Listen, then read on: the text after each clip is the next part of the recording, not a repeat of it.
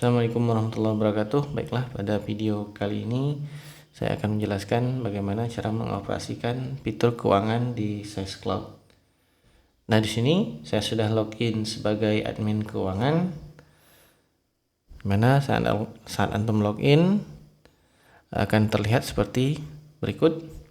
Dimana untuk menu keuangan sendiri bisa diakses oleh di role akses admin keuangan langsung ataupun di atas admin keuangan yaitu admin Ponpes. Nah, di sini saya mencontohkan langsung menggunakan admin keuangan.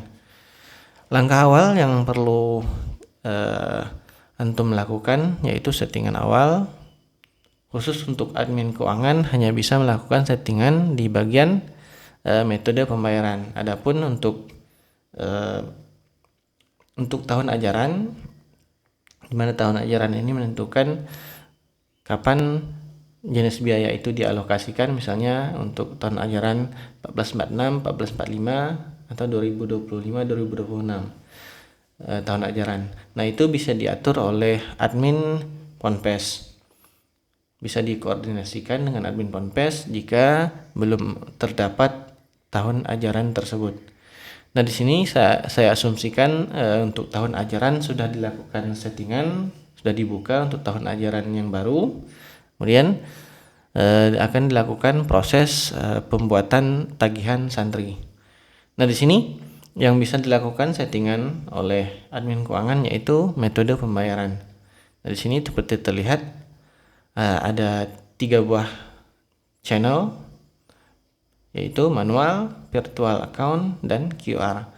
Nah, di sini untuk pengguna yang belum terhubung ke payment gateway hanya cukup memperhatikan di bagian manual pembayaran secara manual. Adapun jika sudah terhubung ke payment gateway, nanti bisa disetting di bagian metode pembayaran virtual account atau QR. Nah, untuk menghubungkan pembayaran secara otomatis melalui payment gateway, diharapkan antum langsung menghubungi kami sebagai penyedia aplikasi SaaS Cloud, karena untuk proses pembuatan pembayaran melalui payment gateway ada beberapa tahap yang harus diproses, yaitu melalui proses pendaftaran dan lain-lain. Nah, di sini saya mencontohkan untuk pembayaran manual, antum bisa klik drop down-nya dan terlihat di sini misalnya seperti ini. Antum mempunyai rekening BCA misalnya, jika tidak ya biasa di turn off kan seperti ini, atau jika ada seperti ini biarkan saja. Kemudian kas di sini harus dipilih kasnya masuk ke mana, misalnya di sini bank, saya alokasikan ke kas di bank. Kemudian untuk pembayaran secara tunai yaitu dialokasikan ke kas di tangan karena diterima secara cash. Nah, di sini harus diisi semua supaya apa? Supaya nanti laporan saldo kas bisa terlihat di sistem. Nah, di sini saya anggap sudah melakukan settingan seperti ini. Jika sudah, klik tombol simpan. Nah, selanjutnya masuk ke bagian menu keuangan, kemudian kas dan akun. Nah, di sini terlihat jika ada kas selain kas ini di Ma'had, maka bisa ditambahkan kas baru seperti ini, kemudian disimpan. Jangan lupa tadi dilinkkan ke metode pembayaran di sini nanti. Nah, di sini perlu diperhatikan untuk dilinkkan ke metode pembayaran. Kemudian setelah kas, yaitu pastikan akun terlihat seperti ini. Nah, di akun penerimaan ini mencakup seluruh penerimaan yang diterima atau berupa pendapatan dari sebuah ma'had. Jika diperhatikan bahwa di sini sudah terdapat akun penerimaan secara default, otomatis akan dibuat oleh sistem, di mana akun ini tidak bisa dihapus dan juga jangan dialihfungsikan seperti ini akunnya untuk tabungan santri, maka akun ini hanya dikhususkan untuk mencatat transaksi penerimaan tabungan santri. Nah, ini akun ini akan otomatis terhubung ke menu uang saku dan tabungan. Nah, di sini contohnya untuk tabungan, yang di bawahnya untuk uang saku. Nah, di sini jangan diubah tujuannya karena ini hanya dikhususkan untuk pencatatan akun tabungan santri dan uang saku santri. Begitu juga dengan akun selebihnya yang default dibuat oleh sistem, jangan dialih fungsikan. Jangan tujuannya tidak boleh di luar penamaan secara defaultnya seperti itu.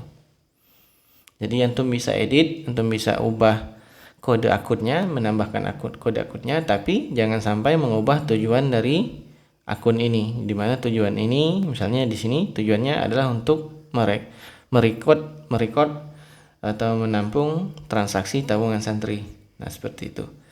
Begitu juga dengan akun pengeluaran. Akun pengeluaran berisi seluruh operasional atau pengeluaran yang dilakukan oleh ma'had. Di sini juga terdapat akun yang secara default dibuat oleh sistem, jadi jangan diubah tujuannya, cukup biarkan tujuannya seperti ini, dimana ada 2 akun untuk saat ini yang diset secara default untuk akun pengeluaran, yaitu penarikan tabungan santri dan penarikan uang saku santri. Jadi pada saat dilakukan transaksi penarikan tabungan santri, maka otomatis transaksi tersebut akan terrecord di akun pengeluaran penarikan tabungan santri. Begitu juga dengan penarikan uang saku santri. Baik, di sini Anda akan mencontohkan di mana sebuah ma'had dalam 1 tahun ajaran akan melakukan settingan penerimaan akun penerimaan apa saja yang ada di ma'had. Nah, di sini mencakup dari biaya pendidikan ataupun biaya non pendidikan. Di sini tercatat seluruh penerimaan yang diterima oleh ma'had. Dari sini yang pertama mungkin saya contohkan, yaitu untuk biaya pendidikan terlebih dahulu. Dari sini untuk menambahkan akun penerimaan, klik tombol akun baru, kemudian antum masukkan kodenya. Setelah itu antum masukkan nama akunnya, misalnya SPP. Nah, di sini akunnya SPP, kemudian simpan. Kemudian ada biaya pendidikan yang lainnya, misalnya uang modul misalnya. Kemudian ada biaya pendidikan uang pembangunan misalnya, dan lain-lain. Nah, di sini untuk biaya pendidikan. Adapun biaya non pendidikan antum bisa masukkan di sini misalnya biaya, misalnya bukan biaya pendidikan, penerimaan lainnya, misalnya usaha babi misalnya. Nah, di sini kan merupakan penerimaan atau income dari sebuah ma'had. Jadi tetap dimasukkan di sini. Namun ini bukan termasuk jadi dari biaya pendidikan. Namun ini hanya merupakan penerimaan yang diterima oleh ma'had. Nah, di sini Anda rasa sudah cukup. Di sini kita fokus di bagian 1 sampai 3, di mana untuk pembuatan tagihan santri nanti. Nah, di sini di akun pengeluaran antum bisa sesuaikan lagi dengan pengeluaran apa saja yang ada di ma'had. Nah, setelah melakukan settingan akun penerimaan khususnya untuk tagihan santri, setelah itu antum lanjutkan ke bagian jenis biaya santri. Nah, seperti ini terlihat, ini belum pernah dibuat biayanya, jenis biaya santri. Nah, di sini perlu antum perhatikan ada 2 tab, yaitu santri dan daftar ulang calon santri. Nah, di sini kita fokuskan ke bagian santri, di mana untuk pembuatan tagihan santri yang sudah mondok di sebuah ma'had. Akan tetapi untuk yang daftar ulang calon santri ini belum dikategorikan sudah menjadi santri, masih calon, berupa calon santri. Nah, di sini nanti berhubungan sama proses pendaftaran calon santri baru, di mana SciCloud akan otomatis menghubungkan akan terintegrasi dengan fitur-fitur yang lainnya seperti PSB, akademik, donasi, kemudian keuangan. Nah, ini seluruhnya terintegrasi dalam satu platform. Jadi alhamdulillah akan sangat memudahkan antum sebagai operator di ma'had. Dari sini kita akan memfokuskan pada tagihan santri. Pastikan ini terseleksi di bagian santri. Kemudian klik tombol jenis biaya baru. Kemudian antum pilih akun penerimaannya. Nah, di sini terlihat adapun penamaan seperti ini diambil dari jenis penanggalan. Adapun jika antum di ma'had menggunakan sistem penanggalan hijriyah, maka akan otomatis seperti ini munculnya secara default. Antum bisa ubah juga. Namun jika sistem penanggalan di ma'had menggunakan kalender Masehi, maka di sini akan muncul tahun Masehi seperti itu.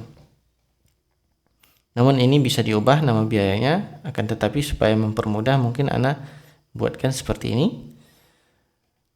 Kemudian ini untuk SPP sifatnya adalah bulanan. Kemudian ini ana centang tagihan SPP. Setelah itu simpan.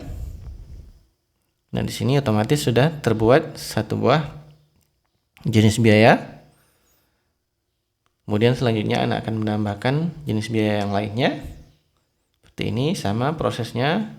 Dipilih uang modul misalnya, kita tambahkan. Ini merupakan non bulanan, simpan. Kita tambahkan lagi uang pembangunan, ini juga sifatnya non bulanan. Adapun untuk infak dan donasi ini antum abaikan saja, jangan dipilih yang bagian ini.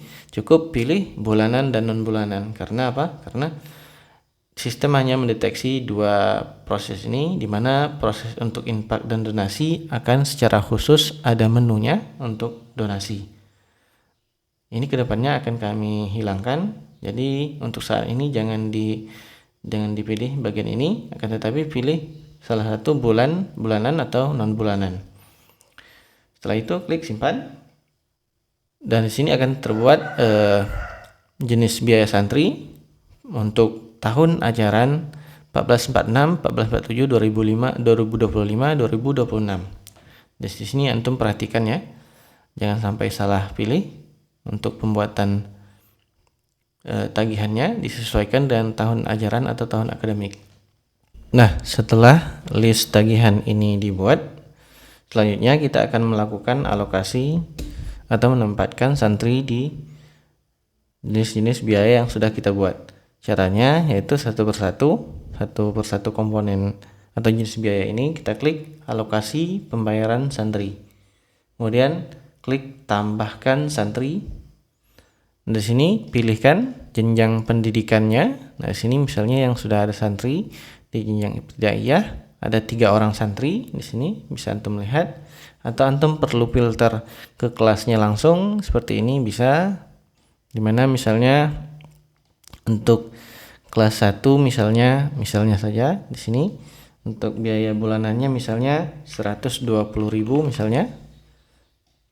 Nah, setelah dibuat seperti ini, misalnya ada perbedaan di bulan-bulan ini atau mau dikosongkan di bulan-bulan tertentu, misalnya seperti ini.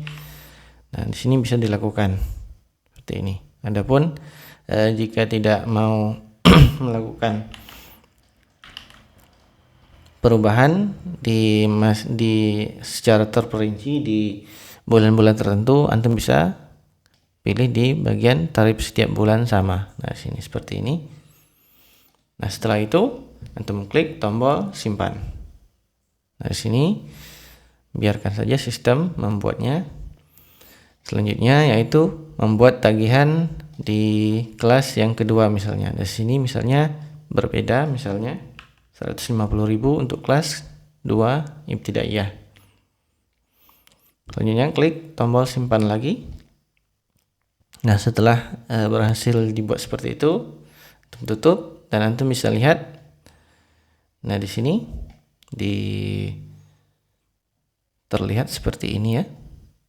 Di kelas 2 Ini tadi kita buatkan 150.000 dan di kelas 1 120.000. Nah, di sini otomatis sudah terbuat jenis tagihan untuk jenis biaya SPP. Dan selanjutnya, jika diperlukan perubahan bisa diklik ubah seperti ini. Nah, bisa dirubah. Kemudian selanjutnya kita akan membuat jenis tagihan yang lain, mengalokasikan ke santri. Sama prosesnya seperti tadi. Nah, misalnya untuk uang pembangunannya misalnya uang modulnya misalnya di sini sama modul semesternya. Jadi Anda samakan saja supaya mempercepat prosesnya. Kemudian selanjutnya tambahkan ke yang komponen yang selanjutnya, yaitu uang pembangunan, sama prosesnya. Dan sini misalnya uang pembangunannya 1.500.000 misalnya per tahunnya. Nah, di sini kan otomatis sudah terisi berapa jumlah santri di jenis biaya yang tadi kita buat seperti ini. Nah, proses selanjutnya yaitu proses melakukan pembayaran. Nah, di sini untuk proses pembayaran melalui santrinya langsung bisa dilihat di tutorial khusus yang membahas cara bagaimana melakukan pembayaran melalui wali santrinya langsung. Nah, di sini kami sarankan bahwa wali santri sudah memiliki akses langsung ke aplikasi. Supaya apa? Supaya akan sangat mempermudah antum dalam proses pembayaran tagihan santri, di mana nanti santri akan otomatis secara langsung, secara mandiri menginput atau melakukan pembayaran melalui aplikasi. Nah, untuk tahapan pertama mungkin untuk dari sisi wali santri akan membayar melalui manual transfer, di mana wali santri akan memilih komponen biaya atau jenis biaya mana yang akan dibayar, kemudian dibayar secara manual, yaitu ditransfer. Atau antum juga bisa melakukan pembayaran secara otomatis melalui payment gateway, akan tetapi untuk pembayaran tersebut akan melalui tahapan-tahapan seperti pendaftaran ke penyedia payment gateway. Nah, di sini kami bisa membantunya secara langsung. Antum bisa menghubungi kami admin Ponpes, admin SizeCloud. Nah, di sini saya akan mensimulasikan bagaimana cara melakukan pembayaran melalui admin keuangan atau admin Ponpes. Nah, di sini di menu keuangan klik menu pembayaran santri. Nah, selanjutnya masukkan NIS atau nama santri. Misalnya di sini saya akan melakukan transaksi pembayaran untuk santri ini, misalnya untuk pembayaran bulan Syawal misalnya. Kemudian dilakukan pembayaran uang modul. Nah, di sini perlu diperhatikan di bagian bawahnya transaksi saat ini. Di sini jika pembayaran dilakukan secara angsuran atau secara parsial, bisa dimasukkan jumlah pembayaran parsialnya. Misalnya untuk pembayaran SPP bulan Syawal misalnya hanya dibayar 100.000 seperti ini, misalnya diangsur 100.000, tetapi misalnya di sini untuk yang modul dilunasi. Nah, setelah data ini terisi, selanjutnya klik tombol bayar sekarang. Kemudian pilih metode pembayaran. Nah, di sini misalnya melalui pembayaran secara transfer, misalnya melalui Bank BRI misalnya. Nah, setelah seperti ini, jika ingin mencetak bukti transaksi pada simpan transaksi, dicentang ini, ataupun jika tidak maka dihilangkan saja seperti ini. Nah, sini saya akan mencetak. Selanjutnya saya simpan transaksi. Di sini otomatis sudah tersimpan. Nah, buktinya bisa dikirimkan ke wali santri, atau jika wali santrinya memiliki akses secara langsung ke aplikasi, bisa dengan membuka langsung aplikasi dari sisi wali santri dan akan bisa mencetak resip atau bukti transaksi ini juga. Nah, di sini sudah selesai, bisa dilihat di sini riwayat pembayaran. Jika belum terkirim ke WA, notifikasinya bisa di resend bukti pembayarannya di WA. Nah, di sini untuk pembayaran santri sudah selesai jika melalui admin penerimaan atau admin keuangan. Nah, selanjutnya saya akan menjelaskan bagaimana proses untuk uang saku dan tabungan. Nah, di sini misalnya wali santri menyetor uang saku untuk Ananda di Ma'had. Misalnya, nah di sini perlu diperhatikan bahwa ada uang saku dan tabungan. Nah, uang saku di sini beda ya dengan tabungan. Kalau tabungan untuk tabungan, kalau uang saku untuk uang jajannya dipisah seperti ini. Misalnya ingin menstore uang saku untuk Khairul Fahmi misalnya. Nah, di sini ada dua tombol. Yang pertama tentu karena masih kosong uang sakunya, di store uang saku seperti ini. Misalnya dibayar lagi via Bank Mandiri, Bank BRI. Misalnya uang sakunya dimasukkan 500.000, simpan seperti ini buktinya, dan nanti otomatis wali santri akan menerima notifikasi bahwa telah berhasil dilakukan setoran uang saku santri seperti itu. Nah, selanjutnya untuk tabungan juga sama prosesnya seperti itu. Kemudian untuk penarikan uang saku biasa dilakukan penarikan, misalnya ditarik uang sakunya tunai misalnya 100.000, 10.000 misalnya untuk uang belanja di kantin misalnya, simpan seperti ini. Ini juga akan otomatis ternotifikasi dari sisi ke wali santri dari transaksi penarikan uang sakunya.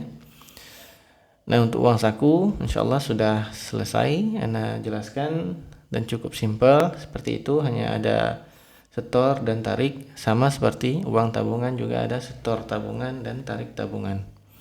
Nah, selanjutnya untuk pencatatan selain dari jenis biaya santri, untuk penerimaan bisa dicatat penerimaan lain di penerimaan lain, atau untuk pengeluaran dicatat di pengeluaran. Nah, di sini bisa diinput. Misalnya untuk penerimaan lain dicatat seperti ini, terima dari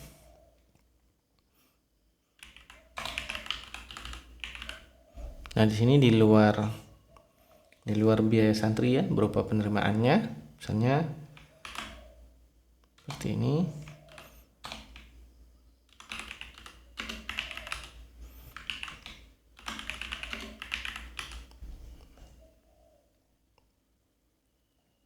Nah, misalnya ini dibayar secara tunai.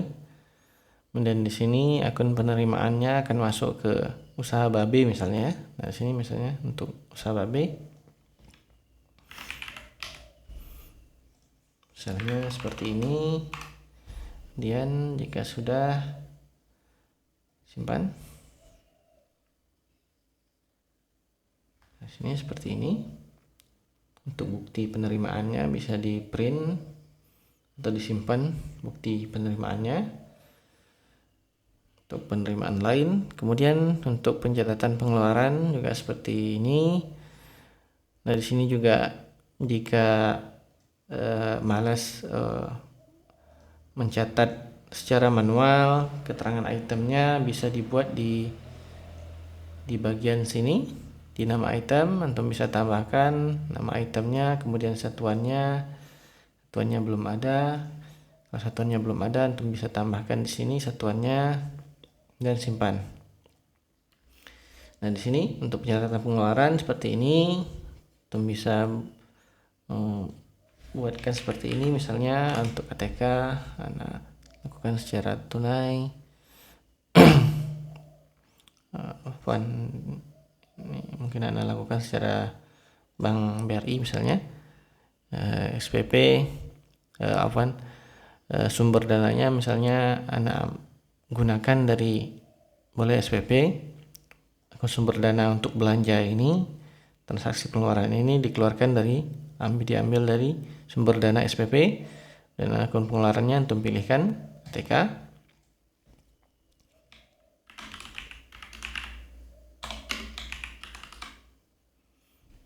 Misalnya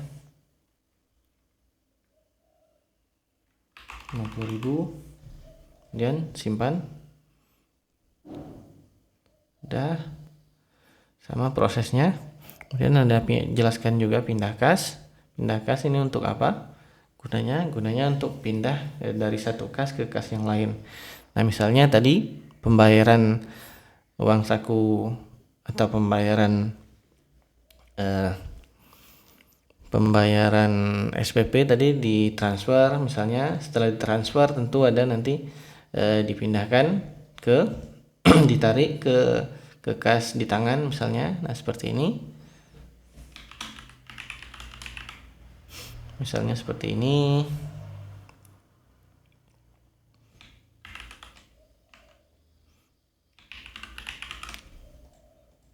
Nah, di sini yang akan ditarik dari akun SPP, mana misalnya akan ditarik 100.000 rupiah, akan dipindahkan kasnya dari kas di bank ke kas di tangan. Kemudian jika ada yang lainnya yang akan ditarik juga dari kas di bank ke kas di tangan, ini antum bisa tambahkan yang lainnya jika ingin melakukan transaksi pemindahan kas. Lalu klik simpan transaksi. Nah, seperti ini. Untuk proses penginputan data transaksi di keuangan insya Allah sudah selesai semua. Selanjutnya antum bisa melakukan pencetakan seperti pembayaran santri. Nah, seperti ini pembayaran santri. Nah, di sini semuanya bisa antum explore. Bisa antum lihat secara mandiri rekapan-rekapan atau laporan-laporan dari transaksi yang sudah dilakukan. Dari sini juga untuk saldo kas antum bisa lihat. Nah, seperti ini.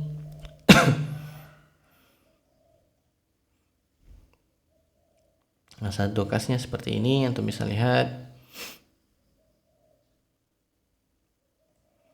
Kemudian berdasarkan akun. Di sini seperti ini. Nah, di sini untuk yang nilai minus kemungkinan antum akan kemungkinan nilai minus ini karena ada salah inputan, nanti antum bisa sesuaikan lagi. Atau mungkin karena kesalahan dari pindah kas tadi bisa jadi. Nah, seperti itu. Dan selanjutnya untuk rekap transaksi bisa dilihat seperti ini. Seperti ini. Dan seterusnya untuk report bisa dieksplor.